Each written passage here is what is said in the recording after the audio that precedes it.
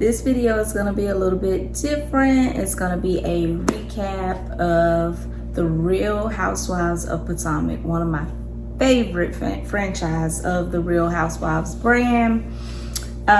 This is season 9. That went by so fast. We're on season 9. Gonna be episode 1. The name of this episode is A Crash Course in Deflection. And baby, it was just that. As y'all know, if you watch this show, Karen is like the queen of deflection. She like to throw shade on everybody, but when it comes to herself, she is just like mom's the word. She gonna deflect like her life depends on it. So let's go ahead and get started. I got my notes right here. So starting out, the first scene is kind of like a POV of Karen's DUI, infamous DUI crash that I'm sure you all been reading about in the headlines. So I already knew they were going to include that in this season.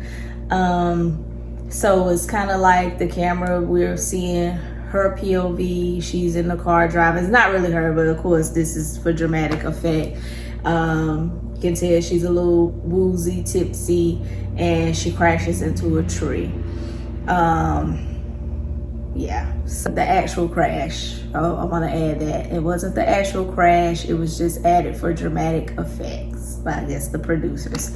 Anyway, the first scene, and then pans to Giselle. She's in her G-Wagon, child. She's driving down the road, and you know, she's thinking about Karen, saying she wants to show up to Karen. Karen hasn't been anywhere in like a month. At least she's on the phone with Mia. It's like Karen ain't been out and about in public in a month. So she just wants to go check on her, show her support for Karen. I guess they back close, you know, Karen and Giselle's relationship, it goes up and down. I can't keep up at this point. Anyway, she shows up at the house. She picks Karen up and they go out to eat. She takes her, go out to eat, and I guess, you know, just discuss everything that's been going on. And Karen is just making it clear, you know, she hasn't been drinking, and Giselle is kind of like trying to pull out the information from her, like what went on that night or day or whenever she crashed. And Karen's like, you know, this is a ongoing legal thing, you know, the truth is gonna come out. I mean, Karen act like she was busted with drugs or something, or I don't know, like, this is a DUI. What type of truth is gonna come out? This isn't Law and Order SVU. Again, deflect. Karen is gonna deflect, like I say, like her life depends on it. Then I don't know, the waiter comes over and he's like saying that Karen doesn't drink, can't drink, they don't serve alcohol in there or whatever. And Giselle's like, well, the ladies back here, they're drinking and they holding their mimosas up. It's just so weird. I don't know. Giselle thinks that Karen may have paid the waiter to come over and say that. I don't know. I don't know. Everything about that, it's just like, we're gonna get the truth somehow. And I feel like in the last episode of the season, the finale, maybe the truth will come out. But I mean, it ain't no truth to come out. It was a freaking DUI. So, hey. So then the conversation goes from Karen deflecting and playing Ring Around the Rosie with this whole DUI situation. So then the conversation moves to Mia and her new boo, DJ Incognito. So, you know, they're discussing their hot and fiery new relationship, and then they go on to talk about, you know, his shortcomings. You know, he's obviously way shorter than Mia. You know, of course they got to be shady about that, which I'm gonna have to admit, I hate that too. I hate to see a woman taller than her man. I don't know. I'm shallow. kudos to whoever can deal with that or thinks it looks nice. I just hate to see it. It gives mother and son. I don't know. Lord, let me move on. Anyway, so then the next scene goes to Mia and Gordon.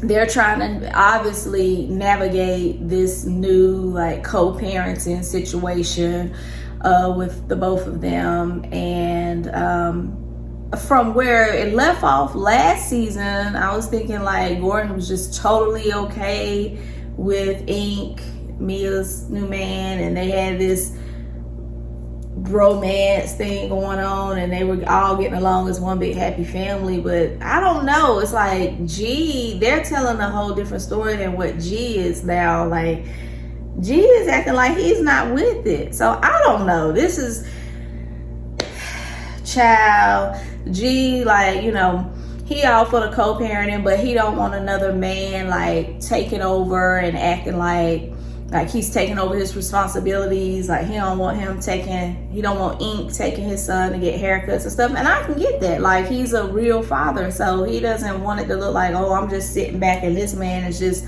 doing everything. I get it, and I respect G for that. I do. I get it. But Mia, she sits there and she's always acting clueless. Like, oh, I don't know why you feel like that.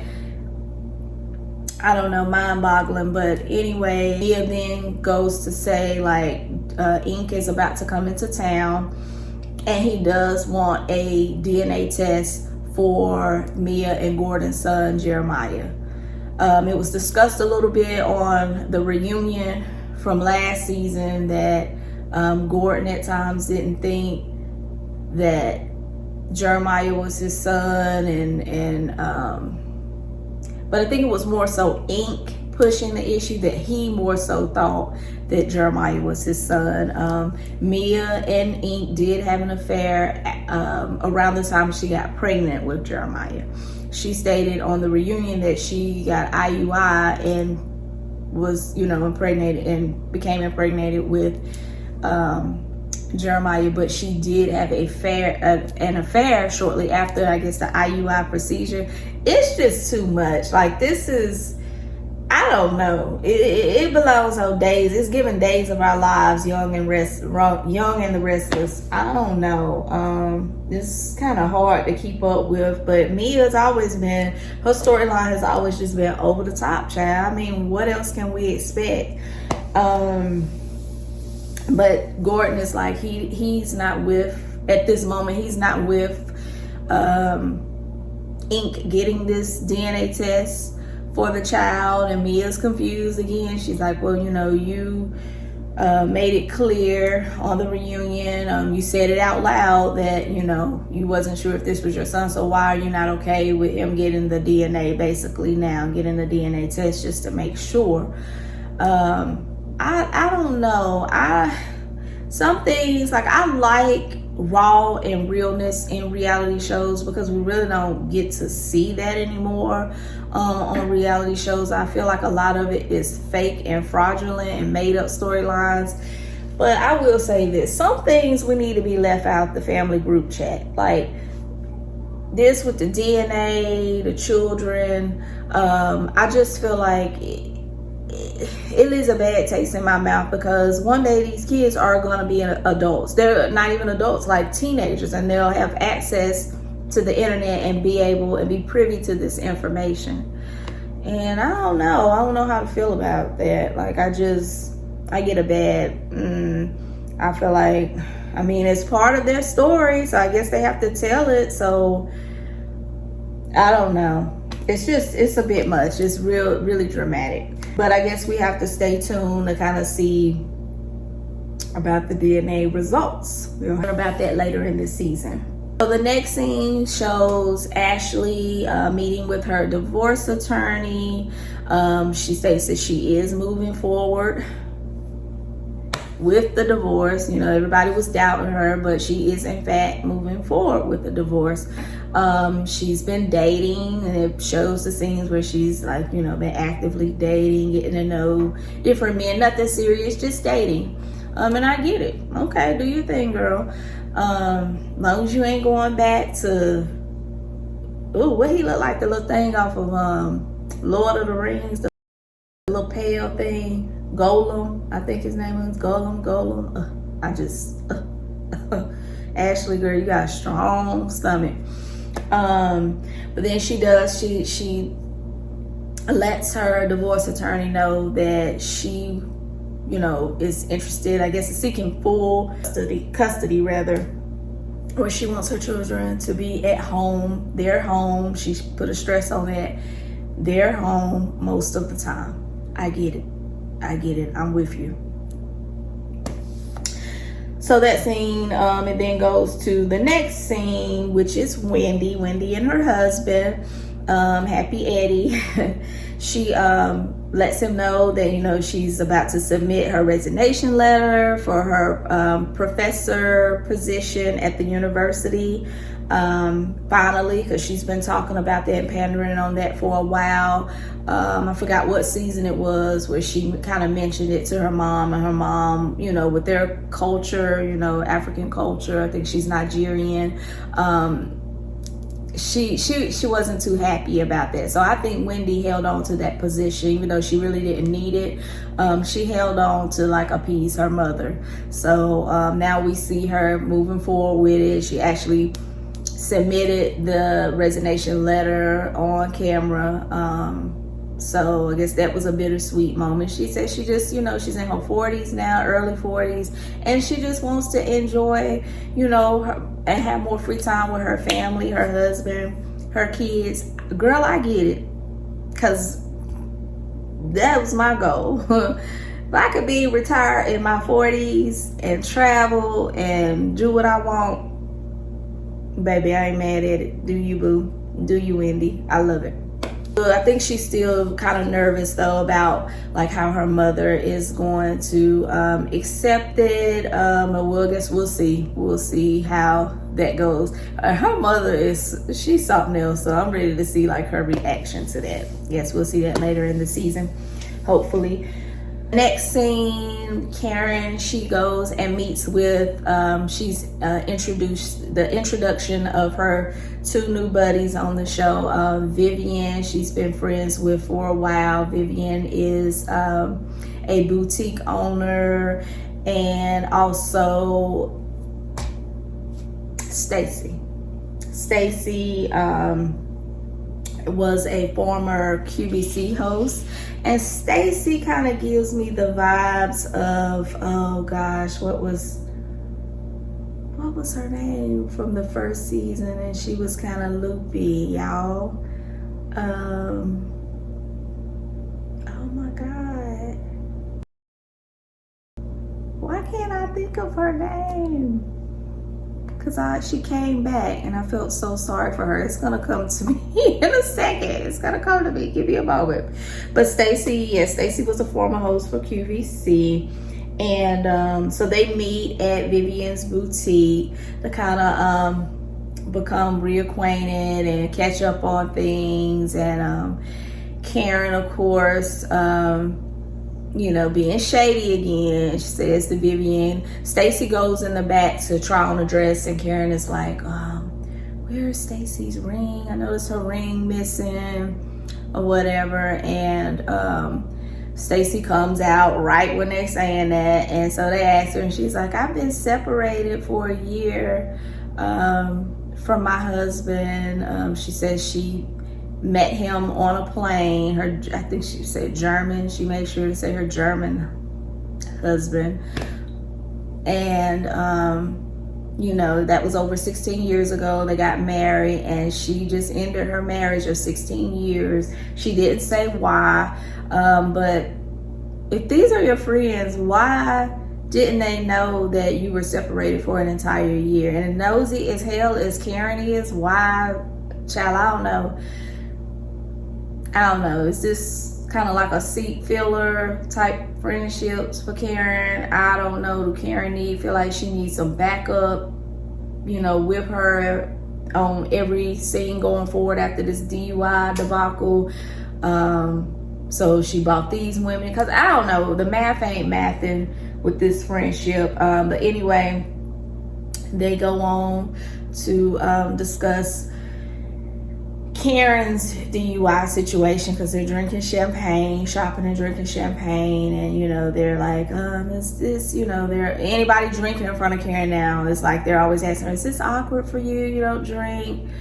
Like, why we turning this into DUI gate? I already see the tone of this season is gonna be based around Karen's DUI, and I feel like sooner than later she's gonna really blow up. Because it's getting on my nerves, and we ain't even out of season or episode 1. Anywho, moving forward, Karen lets them know that Giselle is gonna host a Hatitude themed party for Karen's, I think it's her 61st birthday.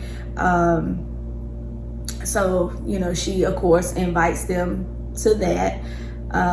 So next scene, Giselle is seen setting up for Karen's Hatitude party, and at this party she has many different like hats that she has picked out for each lady there, depending on their attitude, their persona, whatnot. So this is like a different little cutesy thing for her. She's setting up, and then Ashley walks in with a bounce back basket for Karen, and it's shady, of course. Like I say, they gonna milk this DUI thing. In the basket she has a big old water bottle, different little things, and some Uber cards. And even for Giselle, Giselle's shady as hell, but Giselle is even like, okay, I don't know, child, you come in somewhere and I done got a DUI, you bring me a damn basket like that, be like, oh, they playing with me at this point.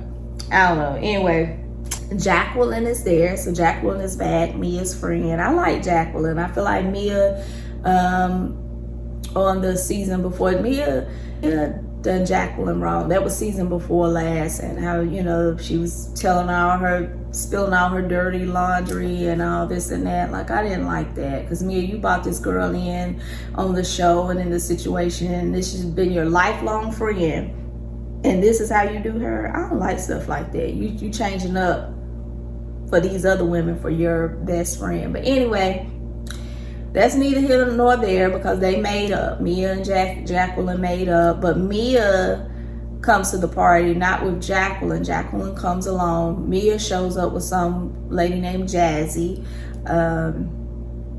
Jacqueline did introduce herself to Jazzy. She's letting it be known, I'm Mia's best friend, and girl, you better get in where you fit in, whatever.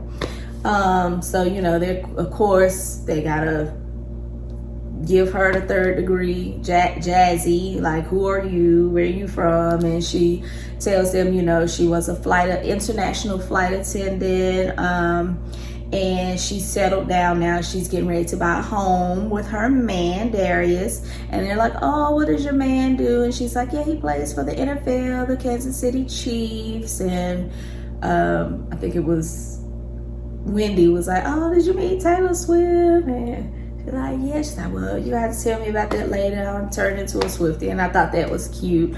But they didn't spend too much time on Jazzy. Like, normally, how those girls do. They mean girls. They like, you this, where your house at? Is it really in Potomac? They didn't do all that. And that was a breath of fresh air. I was like, okay, all right, maybe things are getting better.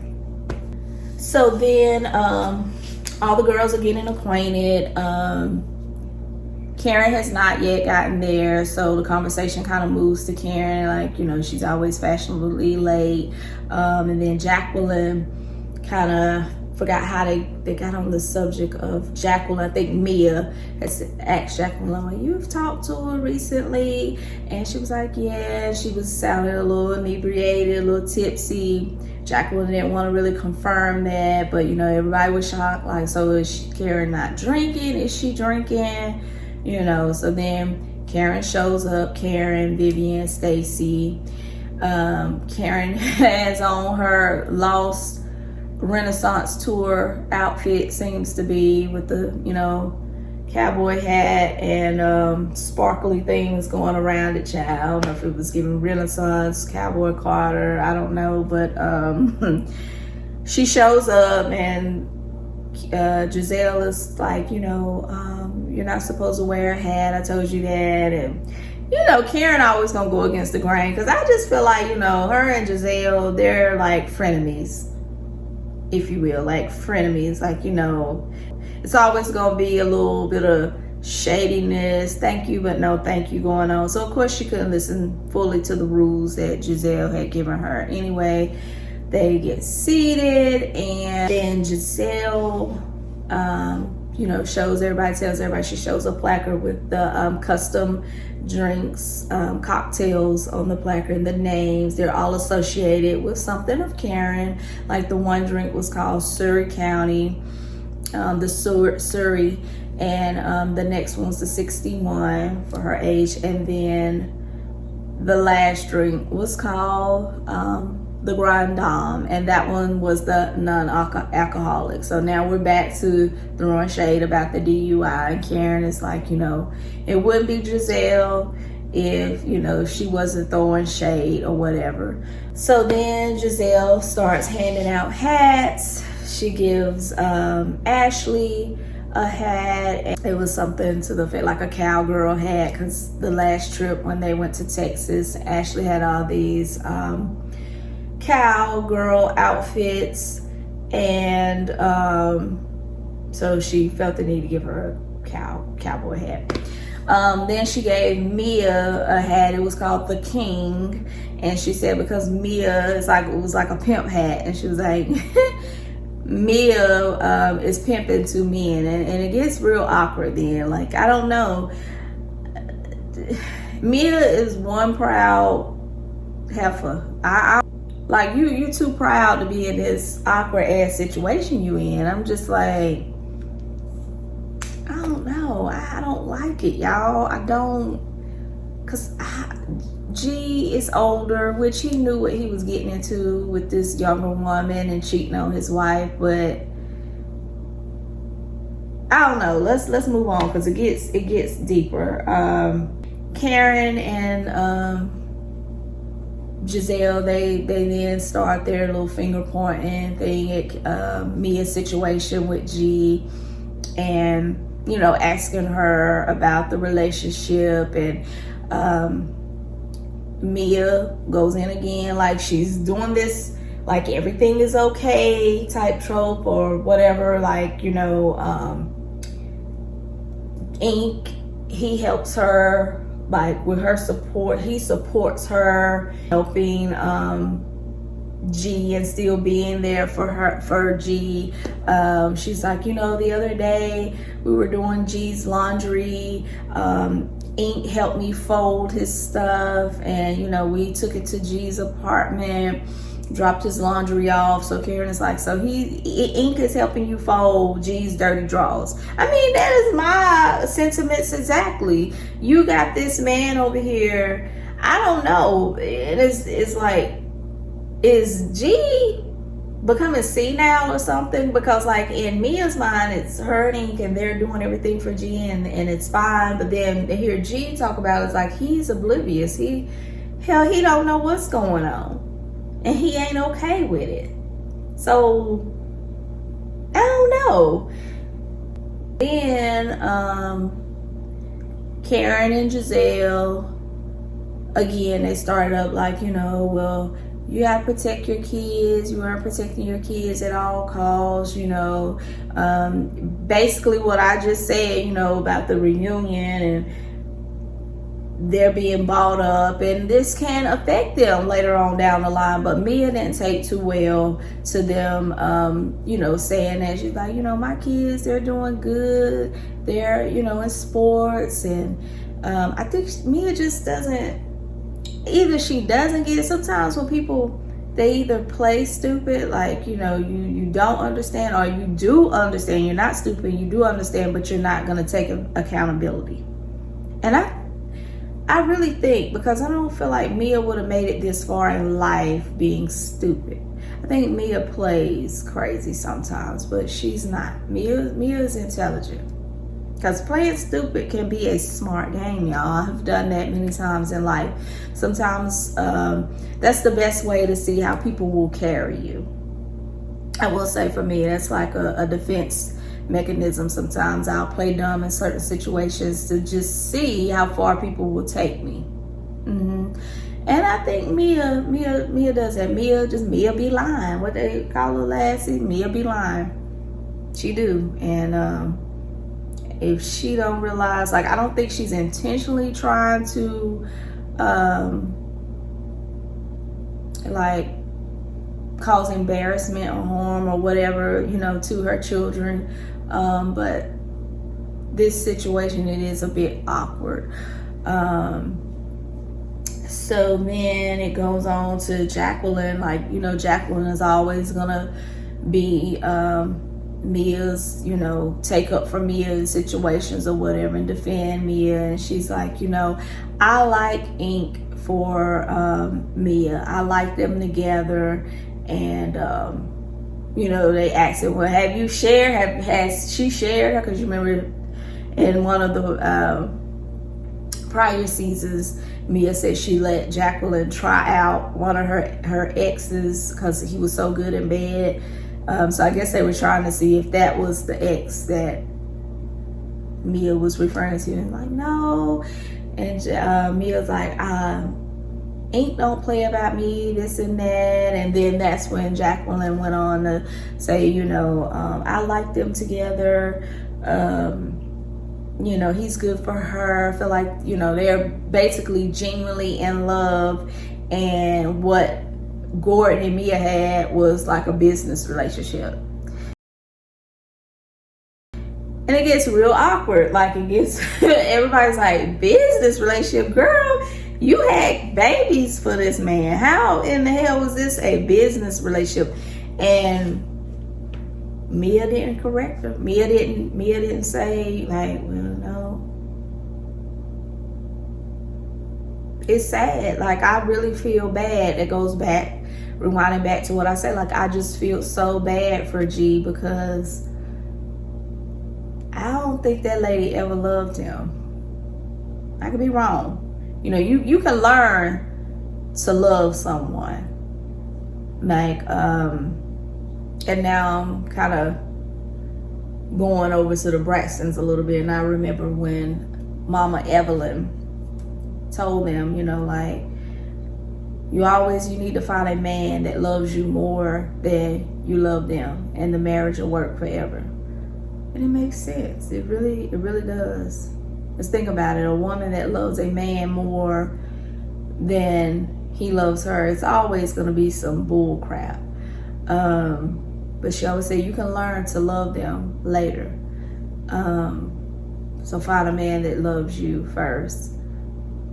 So maybe, you know, that was Mia's thought process, because she didn't correct it. She didn't say, well, no, it wasn't a business relationship. I mean, I don't know. I think this is, my thing is this. I be thinking about, like, gee, I don't think they ever really truly went into depth of, like, his life prior to me. I know he was married. I'm not sure if how many children he had, but I'm sure they're grown. And I'm sure they're seeing this. And I just hope his ex-wife is still alive. Because I'm all about the last laugh.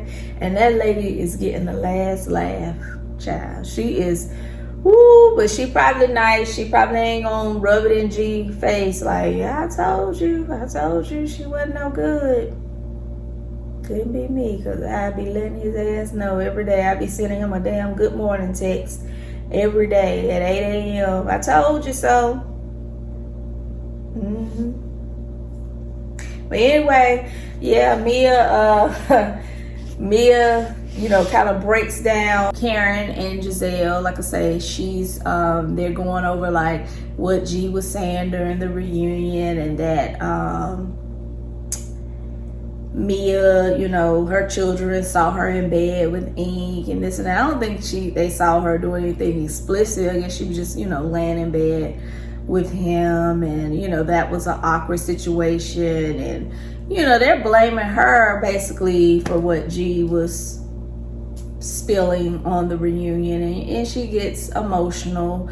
Like I say, she begins like breaking down, tearing up, and you know, saying that she's a good mother and she does protect her children at all costs. And I just feel like Karen and Giselle should have leave that out the conversation. We had a damn attitude party with stupid hats on. Why y'all talking about people, kids, and you know,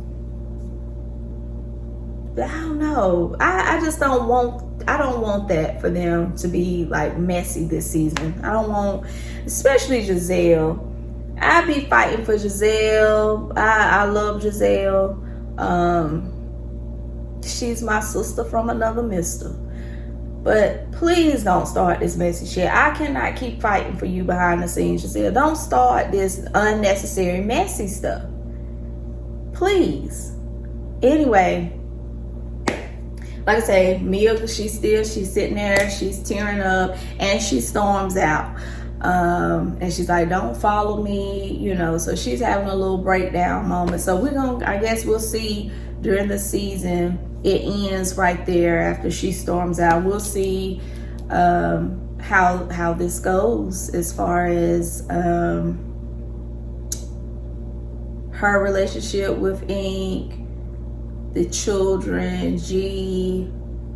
I don't think they really have discussed like the financial issues. Hell, they ain't had time because all this mess done overshadowed them being broke or whatever they is. I don't know, nobody care about that no more. It's just so over the top with the threesome relationship, caregiver relationship, that ain't nobody cared about the money or lack thereof.